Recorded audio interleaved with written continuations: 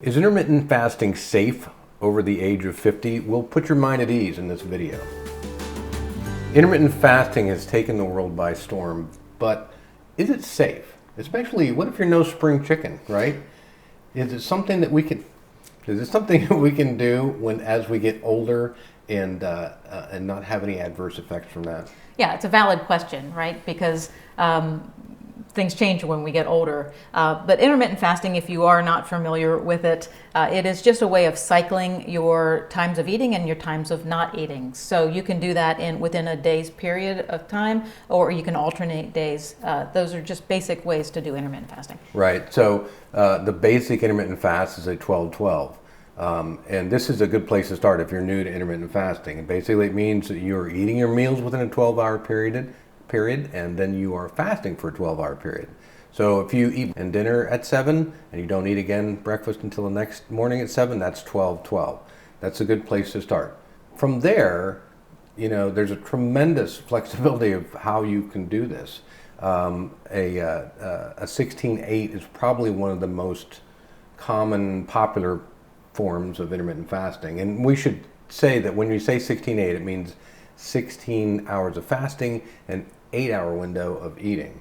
So from there, you can go from an 18-6 or a 24 or even a 23-1. So you're fasting for 23 hours, eating for 1 hour, which is also commonly referred to as OMAD, or one meal a day. Yeah. Yeah, and so there's a lot of variety that you can go with, but is it a safe practice for you to undertake? And there is good research out there that has looked at this question specifically. One study that I'm thinking of specifically was looked at women. So it was a review study, so it took a bunch of studies into account to look at, is this a safe practice? Were there any side effects and things of that sort? And it was looking at pre and postmenopausal women and all facets of women's health. And the research concluded that it was a safe practice for women to undertake. And the benefits that came from it were many. So blood sugar regulation, cardiovascular problems, reproductive issues, inflammatory joint issues and things of that sort were all shown to be benefited by intermittent fasting. Right. And it should be noted that because this looked at a lot of studies, some of the studies they looked at, the early studies, actually had to do with fasting, for more than like these intermittent periods. But the researchers did note that complete fasting has a lot of issues with it. Number one, it's really hard to adhere to. Mm-hmm. Number two, when they're doing these studies, it's hard to get approval for these studies because basically you're starving people for a period of time, mm-hmm. and you just can't do that anymore. But they have found that the intermittent fasting, this new way of fasting, comes with almost all the benefits of mm-hmm. those extended fasts. Right, and I would say also that you see in the research, a lot of times what they'll do is they'll compare intermittent fasting routines, like you talked about, with low-calorie diets that we have, like our traditional way of dieting. And they found that the benefits a lot of times were very equal as far as weight loss, longevity, those types of things.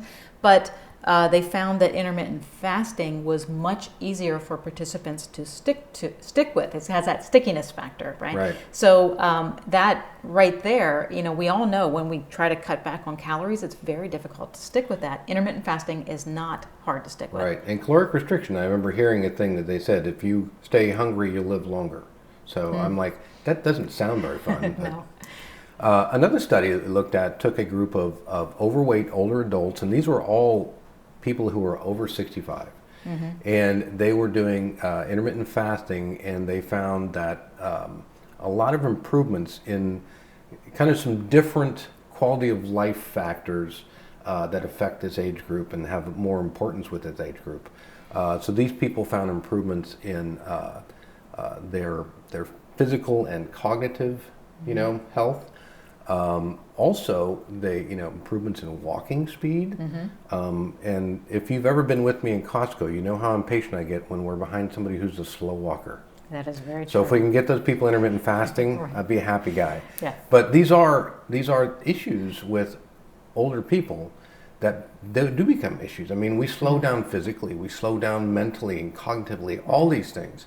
So if intermittent fasting is an easy way to kind of regain some of that, why not? Yeah, and easy is the word. It does get easier as you practice trial and error. So it is worthwhile. And I will tell you, we're both in our 50s. You're about to exit 50s, but we practice intermittent fasting, and the people that we work with in our coaching program and the forum that we communicate with, many of them are over 50, over 60, over 70, and are practicing intermittent fasting safely. So, if you have certain situations, it's always good to include your doctor in this, obviously, but it has been proven safe for us and for many people. So I hope this has been helpful to you. Thanks so much for watching, and please subscribe and hit the bell icon so that you know when our next video is out.